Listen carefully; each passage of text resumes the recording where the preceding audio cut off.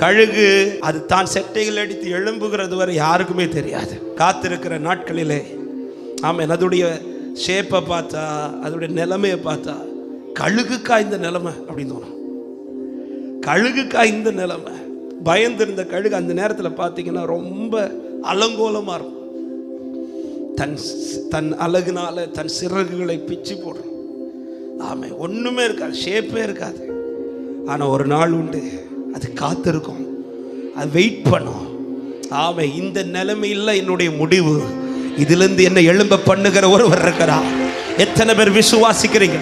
ஆண்டவர் சொல்லி இருக்கிறார் வார்த்தையை, இதோ கழுகுகள் செட்டைகளை அடித்து எழும்புவது போல உன்னை நான் எழும்ப பண்ணுவேன். செட்டை அடித்து எழும்பும் போது கண்ணெல்லாம் எப்படி பார்க்கும் தெரியுமா? இப்படி பார்க்காது, இப்படி பார்க்கும். இன்னைக்கு இப்படி பார்த்துட்டு இருக்கிறாங்க. என்னை எழும்ப பண்ணும்போது என்னை இப்படி பார்த்த கண்ணெல்லாம் இப்படி பார்க்க வைப்பார்னு விசுவாசிக்கிறோம்.